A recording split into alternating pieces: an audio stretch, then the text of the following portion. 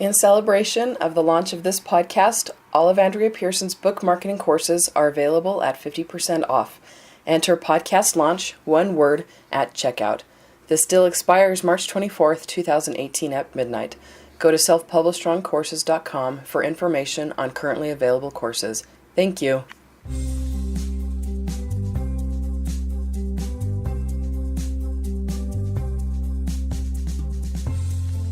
Hi everyone, welcome to the Self-Published Strong podcast. I'm your host Andrea Pearson, and I'm joined today by my husband. Hi, I'm Nolan, and glad to be here today. All right, we're going to get right into things today with our quote. You want to go ahead and read that? Don't wait for every door to open for you. Get ready to kick a few down, by Bob Joff. Or Goff. I don't know. Goff. All right, so I really like that quote because, and I'm visual, I have to actually read it, so I'm taking it from him. Okay, so the best thing about being a self-published author is the ability to take things into our own hands and to put things into action. When you're with a traditional publisher, you can promote and promote and promote, but you won't know based on sales if your book is actually doing well or if your promotions are actually doing anything. So as an indie author, we don't need to wait around for things to happen. We can actually go out and get things done. So that's our quote for today. And my tip for today is, again, this is actually could be to seasoned authors as well, because we all go through phases where we're not getting as much attention as we'd like. And when people don't know who we are, that's a really, really good time for us to make mistakes and to basically learn from our failures. And the whole point is for us to enjoy our anonymity. One of the hardest things about publishing is watching books that we've put all of our heart and soul into flop or not move as fast as we hoped they would. And when we first started out with this whole publishing thing, I was very impatient. I couldn't handle the thought that people weren't finding me right now and reading me right now, and I made a lot of mistakes. And like a lot of new writers, I was willing to take risks. I was willing to take risks without anything to back up those risks, and we suffered a lot financially and emotionally because of it. I mean, we spent how much money on AdWords and AdSense and all that? I have no idea. He doesn't know. It was probably, I don't know, $500 to $750 while we were trying to figure out how things worked. And I honestly never cracked it because I had zero experience. And anyway, that's the good thing about it is you can do things when nobody sees you that you can't do when you've got a lot of readers watching you. So before you go big, get those mistakes out of your system. You know, it's okay to actually make them because failure leads to success, and it's better to fail now than later while there's thousands of eyes on you. Anyway, so that's the tip for today, and we're going to get right into finishing up Jurassic Park. And as we said, we were about 52 minutes into the movie last, and I'm going to let Nolan take over, go from where we left off. Okay, right around this time is when the park starts shutting down. Right? And we haven't talked about Dennis Nedry at all. Oh, but Dennis. They're not subtle with him. Who's not subtle? Him being Michael Crichton or whoever. The screenwriters and all that. Michael Crichton, yeah. Yeah, I mean, the first time you see him in the movie, he's a large man and he's stuffing himself silly at a restaurant. Yeah. And then when he starts the park shutting down, his excuse to leave is he wants to go get something from the vending machines. Yes. So, so that's his character. Really, I mean, not his whole character, but you know. And you see his desk; he's a complete slob. Slob. It's weird because in the movie they turned him more into a villain than he was in the book. I mean, in the book he was like that pretty much, if I remember right. But he becomes a villain, the slob, the careless person. While in the book it was actually Hammond who was careless and thoughtless about how things were going and who was hiding up things and covering. But, yeah. Yeah. One of the reasons it takes so long for everyone else to realize that the park is shutting down is because he said, before he left, Nedry, that parts would shut down and it would be normal. Yeah, like a few systems would go offline and right while he was rebooting and updating things. Mm-hmm. So when that starts happening, they think it's fine until everything, like really critical systems, start to go down. Yeah, the whole park starts to fail. Exactly. And so that ups the ante. They see a problem, but they ignore it, and then it just keeps escalating until he's too far away for them to find him and do anything about it. Yeah. And I did want to make a quick point about the character names that I meant to say yesterday but forgot.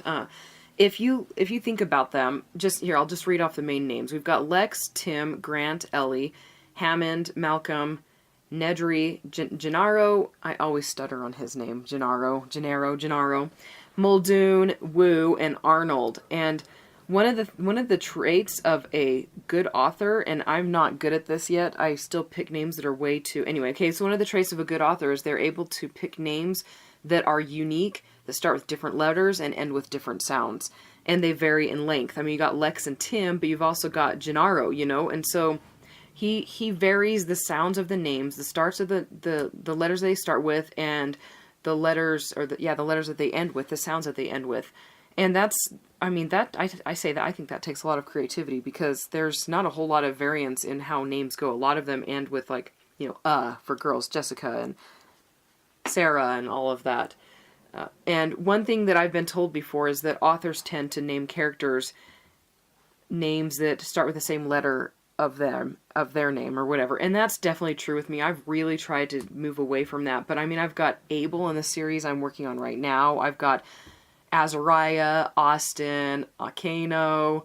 Let's see, there's tons. I don't need to go through all of them. But I've tried to move away from that. But my conscious thought is always to names that start with A.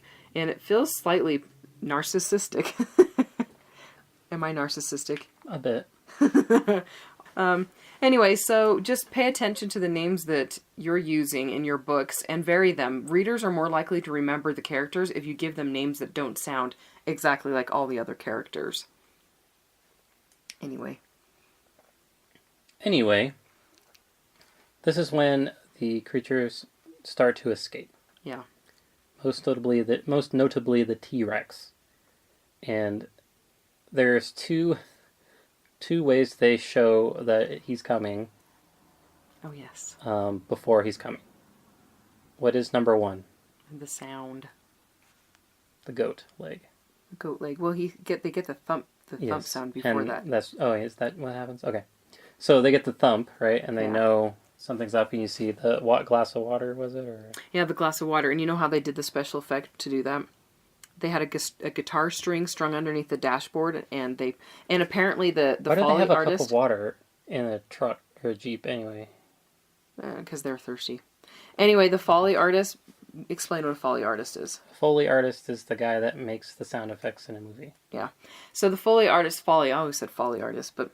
the guy who's in charge of all of that, he spent several weeks trying to figure out how to make that sound, because...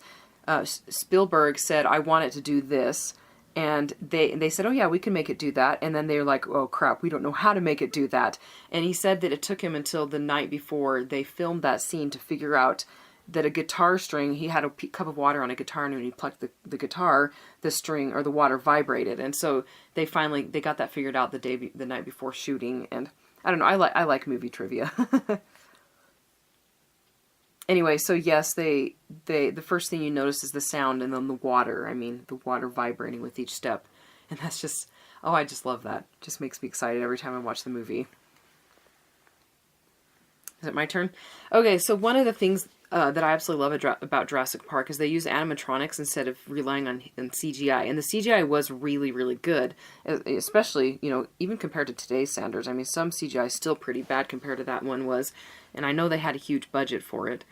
But they used animatronics instead. And something that, just a little bit of fun trivia, so they had problems with the T-Rex animatronic, and they said that it would randomly malfunction at very, very odd times, and they're saying that they'd be sitting down eating lunch, and all of a sudden the T-Rex would come to life, and people would start screaming and freaking out and running, and they'd be like, oh wait, it's just malfunctioning again. I mean, I can't imagine something of that size moving while nobody's in control of it.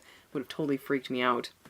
But this scene, it's full of humor and terror. We've got Malcolm making these random comments all the way throughout while there's all sorts of freaky things happening. So, for example, when Dr. Grant asks him if he's married, he says occasionally. He's always on the lookout for a future ex-Mrs. Malcolm.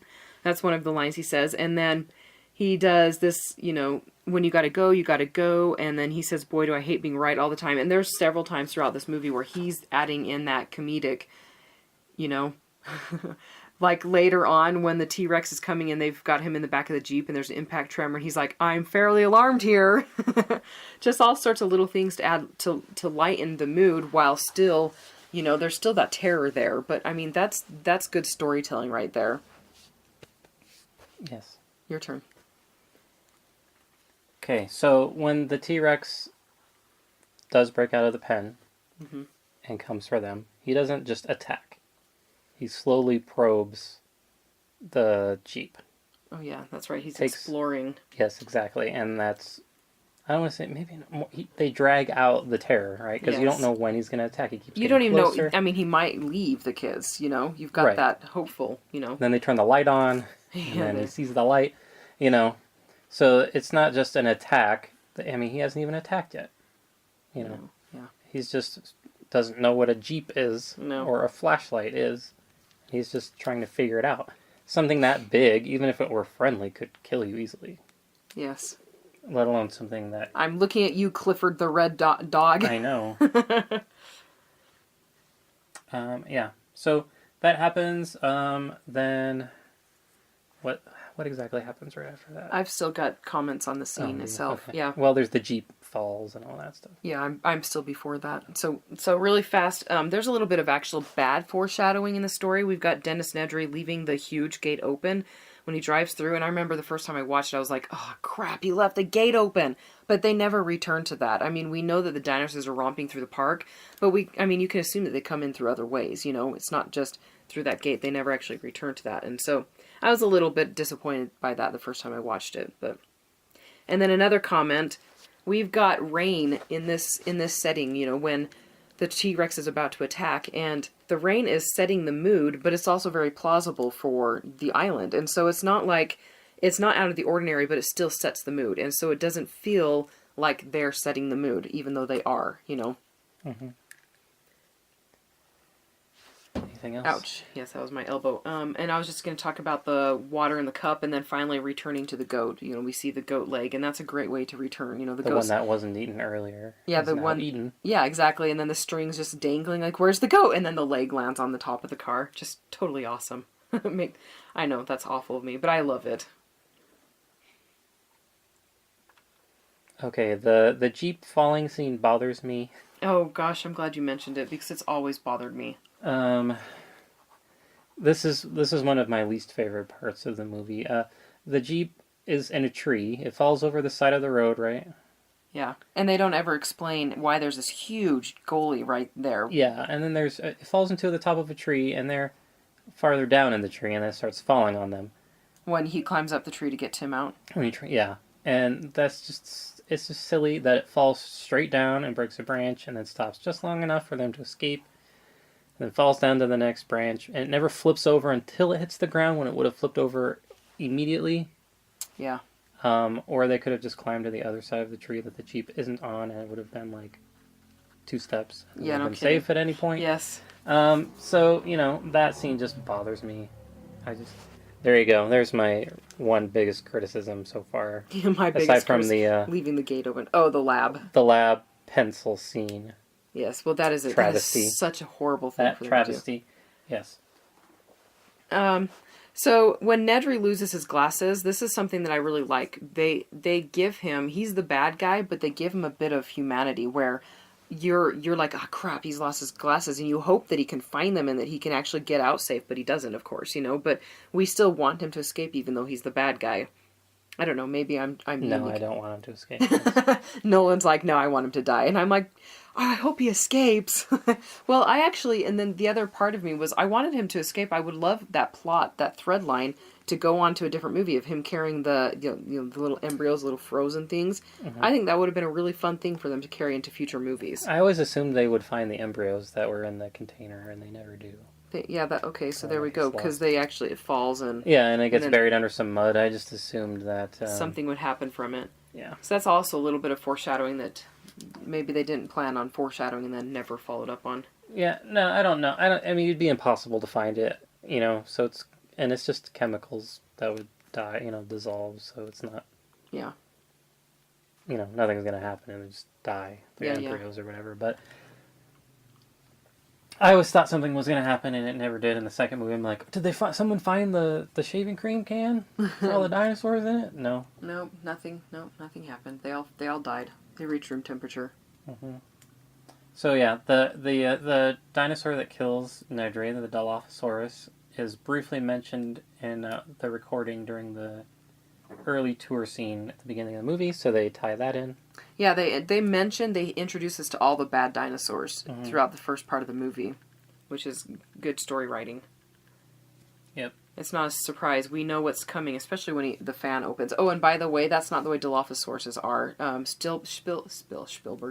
Spielberg added the spitting, and Michael Crichton added the flares. So I don't know what the Dilophosaurus really did in real life, but I don't know. That's the picture that pops up on Google when you Google one. maybe he didn't add it, but maybe they were inaccurate in their trivia. Don't know. So yeah, back to the Jeep scene. That Grant has now saved the kids. Yeah. He's stuck with the kids, the people he doesn't like. Right. And then that just makes them more attached, of course. Yes. Yep, they like him even more now. Okay, so that's their first T-Rex encounter, and then the aftermath. And then they have the next one, right? Rippling footprint. Oh, yes. So now they know what that means. Yes. And he's like, I'm fairly alarmed here. Yeah, they now know what a ripple in the water means, and it's rippling in a footprint, a big giant footprint. Yeah, which is awesome. Yes. That's a trailer shot, I believe. Mm-hmm. So that foreshadowing, that cue, they don't need to show the T-Rex. They have that experience now. So. And one thing, by the way, okay, so I've got a couple comments on that part of the movie, but Michael Crichton was paid $2 million for the rights to this movie, and that's not including what he got paid as a screenwriter. That was the rights to the movie, and they actually approached him before the book was even published because they loved the idea so much. And that's very unusual. Just so authors know, you don't get $2 million for the rights to the movie. I mean, average I've heard is $50,000 to $100,000, and not even $100,000. I mean, I've heard of authors getting $10,000 for the rights to their movie. And anyway, but he was experienced in Hollywood. He'd done screenplays already, several already. Westworld was one that came out before this one. The Andromeda Strain came out before this one. And so he had experience, and so the producers knew him, and they knew that he could do this, They knew that he was a good writer and that the movie would do well. Plus, I mean, how many dinosaur movies had actually been done before this one? A couple really bad ones. Yes. Stop motion claymation stuff. Yes. Gamera. He's not a dinosaur. I know. But he's a kaiju, kind of. I mean, He's a kaiju. That is true. Anyway, one thing that I love, and sorry, Nolan, I'm gonna. This is still in the same scene, but the objects in mirror are closer than they appear. Were you gonna make a comment about that? No. Okay.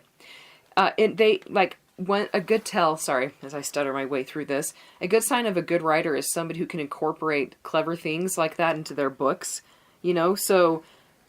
Objects may appear, objects in mirror are closer than they appear. That's something we all see every time we drive a car. But the fact that there's this huge dinosaur head coming at it, and you see that, it's like, clever and terror again, all in one. They do that very well in this movie. Okay. Your turn. So, back during the Triceratops scene, Ellie takes a Jeep back to... Get the kids. No, she goes back to the main building on her own. Oh, yes, yeah.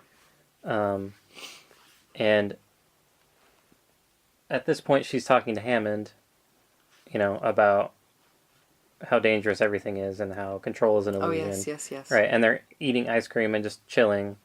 He's like, the ice cream's melted, and he tells this cute little circus flea story, and yeah, it's all lighthearted. It's very calm. Like, they're in their safe space. Yes, right? Yep. And, everything's fine there. And then, and then the next time they go there, you got to finish your thought there. No, that's it. It just sets that scene. So, it makes it feel like that place is safe. safe location. So that means we have to wreck it. But for now, it feels safe. So Yes. then after that, we have a scene with Grant and the kids where he's like hanging out with them and joking. Yeah. Do you think he saw us and all that? Tim's being set up as a little comedian because later on they're watching the T-Rex and then the flocking the flocking dinosaurs, and Grant's like, they do flock. They go around in flocks, and Tim's like, they're flocking this way, Mm-hmm. They find the raptor eggs at this point. We mentioned that in the first episode. Yeah. But they're not supposed to lay eggs, and now they're laying eggs, and there's baby velociraptor footprints everywhere, and he's like in awe of it, and then realizes that he is Grant, realizes the implications of. Yes. Yep. What that means. Okay. Okay. So after that, we go to the computer room with Samuel L. Jackson. Oh, yes. I didn't, this is really bad. I didn't realize Arnold was Samuel Jackson. I don't know how I missed that. I'm a huge fan of his. I've seen a lot of movies with him in it.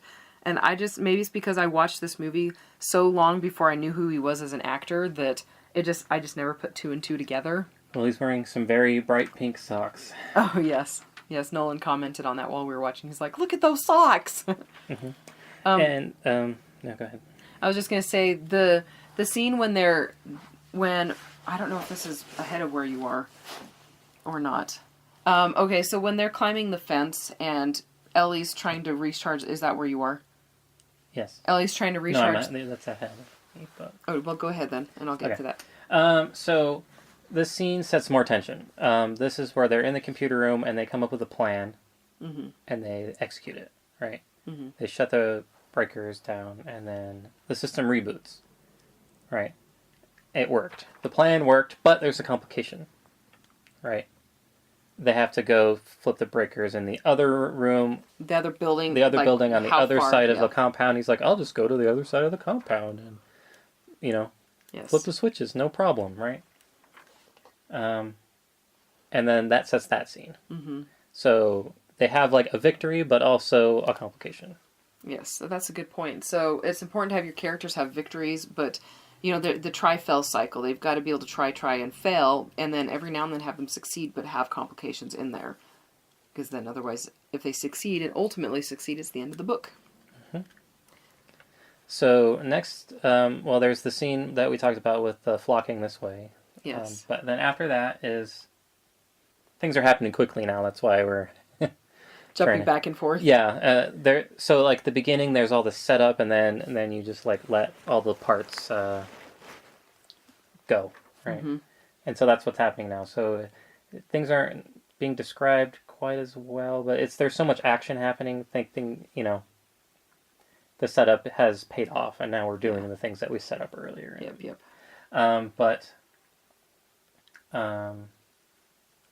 So this is the hunter guy, right? So Muldoon, yeah. Muldoon and Ellie go to find out why Arnold hasn't flipped the breakers.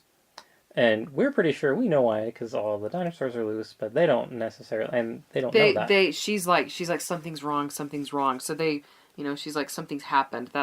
Yeah. They feel that something's off, but they don't know exactly what. Right, because they've all been there. They weren't out in the park with the T-Rex and everything like that. They've been at HQ. Yeah, yep. So they don't know how bad things are out there. So that's when she goes in there, and then she flips the breakers, and then... Oh, wait, they run across some velociraptors, and then... Muldoon's hunting them. You've got to make your point about Muldoon. I will. Muldoon goes to track down the velociraptors while she... Flips the breakers. So they split up, which is usually never a good idea. And so he's the only one with a gun, too, so she's got a flashlight. Well, you can defend yourself with a flashlight against a gun. Of course, the gun didn't do him any good anyway. It didn't do him any good, no. But anyway, so she flips the breakers, hooray, and then she gets attacked by velociraptors anyway. Yeah. And finds Mr. Arnold's severed arm. They think there's a moment of relief from the pressure, right? Oh, Mr. Arnold, I found you. Ah! Yeah. It's not attached to you. And that's a spoiler. It doesn't matter. We're going to be giving lots of spoilers in these movies. We're going through it like almost every scene. Yeah. By the way, if you haven't seen a 24-year-old movie, then I don't know what I can... Sorry. Yes. Anyway, so that's just like a brief, like this tense scene relief, then more tension, right? Yeah, no kidding. So that's really good. Back to Hunter guy, Muldoon. He describes how velociraptors hunt at the very beginning of the movie, where one of them draws you in and then they attack you from the side, and then that's how he dies. Yeah, and he's like falling for their trap, which... Yeah, he explicitly says this is what they do, and then he falls for it. What should have happened is he plans for that trap, and then they one-up him somehow. The velociraptors? Yeah. Oh yeah, to make them be... Just to show that they're intelligent. Because he's like, they have problem-solving intelligence. You know what I mean? Yeah, that would have made the movie so much longer, though. I mean, really, maybe, just one other trick. Like, he's like, I saw you coming from the side, buddy, and then they do something else. Like one of them drops out of a tree or something like that. And he's like, oh, crap. Yeah. Just something like that. That wouldn't have added more, but it just, I was like, you literally explained the problem and then died from the problem. Yeah, no kidding. So that's my other plot gripe, I guess, is, he wouldn't, I would like to think he wouldn't have fallen for that, given the fact that he understands how they hunt. Yeah, like there's literally where he says not to do that. And then he does it. Anyway, that didn't feel ironic. That just felt like sloppy to me, I guess. Yeah. So my thing with they've got every scene is doing two things at once, and the one scene where she's charging and reconnecting the system, and while Grant and the kids are crossing the fence, we've got her, and it just flashes back and forth. So it's technically the same scene. It just flashes back and forth really fast, but it is one scene doing two things. First off, watching the kids cross the fence would have been boring if it weren't for her pushing those buttons, and way down the perimeter fence, because we know that's where they're. The camera pans down to that, so that's where the kids are. But having them cross the fence without her pushing the buttons, or having her push the buttons without them crossing the fence, it doesn't have the same tension. But now you've got the two things happening at the same time, and it ups the ante quite a bit. Mm-hmm. And one gripe about this scene is like Grant tries to get Tim to let go of the fence because they hear the alarm now, like that the fence is going to arm, the electric fence, and he's like, "Jump! 1, 2, 3, jump!" And then when you see the picture of where Grant is relative to Tim, he's like 30 feet away. Yes, jump! I'll catch you if you jump really far. Yeah, like I know they had to frame the shot because they're aiming from like the top of the fence, and that's how far Grant has to stand back for it to look right in the shot. But if Tim were to let go there, he would fall to his severe injury, if not death, because Grant's like not really that close, not like standing underneath and ready to catch him. He's like not even close. Yeah. And I have my biggest gripe for the movie is right here. Can I give my biggest gripe for the movie? Sure. Grant performs CPR on Tim. And this is something Hollywood and TVs and writers get wrong all the time. And I knew these stats because I've been CPR trained multiple times, but I looked them up again. But, okay, so CPR, if you're in the hospital and you go into cardiac arrest, 40% of people in the hospital survive the immediate situation, and only 10 to 20% survive long enough to be discharged. And out in the wild, outside the hospital, only 10% of people who go through CPR survive. Most people get broken ribs, they get punctured lungs, they get internal bleeding. All the CPR ends up killing them, but 10% of the time it does help them, and so that's why they teach it. But I mean, otherwise, those 10% people would die. It seems like it's a cure-all, like in movies, and it works every time. Movies, books, TV shows, everything. Like, CPR, you're saved. Oh. And then he gets up and runs around. Yes. Which is like, he just got fried. He got fried. Well, they do show that his hands and feet, but I'm like, the CPR, I mean, he's more than just that. He's talking, he's breathing, he's moving. I mean, my brother broke a few ribs, and he was in the ICU for how many days? Like 5 days? Yeah. Yeah, I mean, you can't just have your ribs broken and not, yeah. Anyway. But there's my gripe. Yes. But they do manage to get back to the park. So the you mean back to the headquarters thing? The headquarters. So now we've gotten our two groups back together again, right? Well, there was 3. So Hammond stayed back at the park, right, while they went on the tour. Mm-hmm. Then the tour split up. Ellie went back to help with the Triceratops while everybody else was out there. Now we're getting the band back together again, right? And now Lexi and Tim are sitting in the same places that Ellie and Hammond were sitting, eating. Oh, yes. in a place that we feel is safe. Mm-hmm. And then what happens? You see the shadow of the Velociraptor. You don't see a Velociraptor, you see the shadow of a Velociraptor. Yes. And Lexi's hand starts shaking with the jello flopping around on it. Then hilarity ensues, right? Hilarity. Just, you mean horror? Terror? yes, then horror and terror, because then they run in, they do the kitchen, into the kitchen. Absolutely fantastic. And they're hiding, and the Velociraptors are tired of, hiding, so they jump up on their counters. Mm-hmm. There's just that, they kind of ratchet up that. They almost get caught, because, she's trying to close the door. Yeah. That she hides in a cabinet, and she can't close the door. And then all that stuff happens. So, okay, so one little thing, a note for writers. We've got the scene where the kids are sitting there eating, and I think it's when they're eating, actually. Maybe it's not when they're eating. Anyway, where they're like, we're safe unless they figure out how to open doors. And then they shoot immediately, and you see the Velociraptor opening the door. So some foreshadowing does not need to happen, halfway, 300 pages earlier. You can have foreshadowing happen, and then the next scene have it be, followed up on. Mm-hmm. And then another little quick point right here. Velociraptors were supposed to be smaller, like the size of a dog.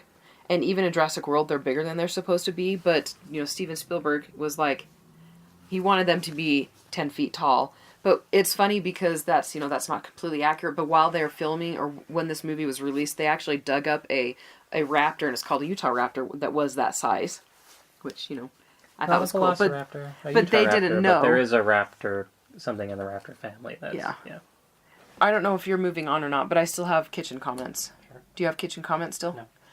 Okay, so he already mentioned this a little bit, but it's one of my favorite visual effects in the movie is when she's trying to shut the what is it she's sitting in? Like a closet or a cupboard, and she's trying to pull down the metal door, and you see a mirror image of her, and it's not really Lex. It's totally one of those great things that some authors are able to do is mislead readers, and you want to be able to mislead them occasionally so that they feel like something's going to happen and then it doesn't, because that right there was misleading the viewers. We see this Velociraptor running, and then all of a sudden it crashes into the opposite side, and then. Another little quick point, the ice on the floor, Timmy's leg's not working, the Velociraptor, don't be gentle on your characters. I mean, he's scrambling across ice on the floor, and he can't even walk right under normal circumstances to get away from this Velociraptor, You want to be, even in a romance, you can't be gentle on your characters, you need to make things tough for them, This is a Unix system. As someone who has worked quite a bit in Unix system, it looks nothing like a Unix system. Well, it did in 1994, maybe. You're right, I wasn't working in Unix systems in 94, I was only 11. I like how they had to have a 3D navigation to... This is a Unix system, and she's moving the mouse along. We don't even use that now. No. Because it's dumb, and computers back then would take so long to render each. To render the 3D system. No, it would have been by code. It would have all been command. I was command prompt. pretty sure I was using a DOS prompt in 94. Yes. Yeah, but that's why it was futuristic, I know this. This is a Unix system, and she's supposed to be so cool and so advanced and smart. Let's see. Okay, so we know from watching the movie that there's only 2 Velociraptors, and they seem to be everywhere. In that main room. There's got to be more than 2. They said there's only 2. We've got Did they say one? Yeah, he says that. Because she says that I trapped one inside of the bunker where she turned the power on, and they're like, that leaves 2. And I'd never noticed that before because it feels like there's tons. We can check that again, but it feels like there's tons of Velociraptors. But anyway, so then there's the big fight with the T-Rex and the Velociraptor. And you can make that comment about... The T-Rex is a ninja this time. They very much emphasized the vibrations of its coming. Yes. And then it's inside of a building. Mm-hmm. Like a whole building. Got inside. Where's the door for that? Yeah. I don't think they really... He just kind of appears in the lobby. Of yes. He doesn't break his way in. Yeah. He was hiding in there. Like you said, he was a ninja. He's a ninja. They have giant T-Rex-sized doors. And very soft carpet, and he snuck up on. He snuck up on 4 people and a couple of Velociraptors. Hey, at least in Jurassic World, they go get the T-Rex, so we know where the T-Rex came from. Yeah, so that kind of bothers me as well. I don't understand. There's 2 very iconic pivotal scenes where they show the vibration, and then he doesn't. then Yeah. the last one he just shows up. Did you want to make a comment about the cables holding the bones up? Yeah, the cable's holding the bones up. So at one point they escape from the computer room up through the ducting and then come out through the ceiling in the main lobby with the giant T-Rex bones.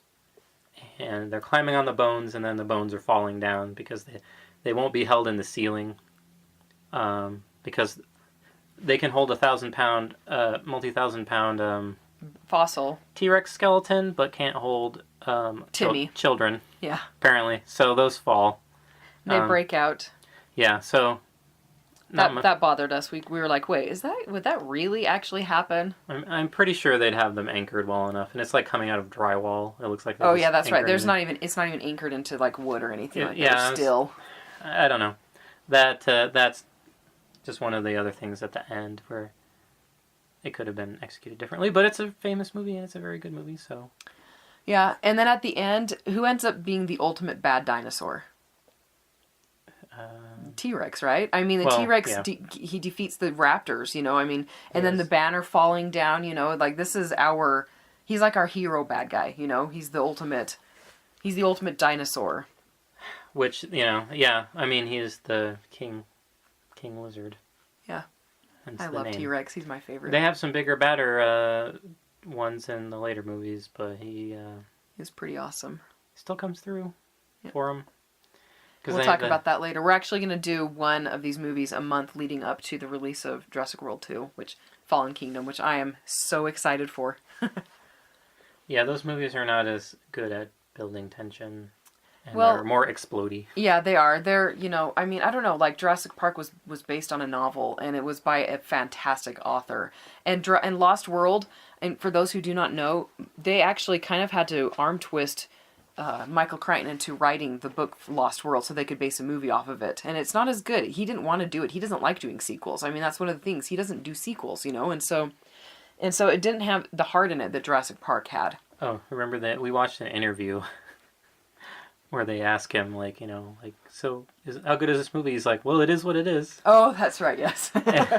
About Lost World. Yeah, he's like, cha-ching, so there. Yes, he got his money.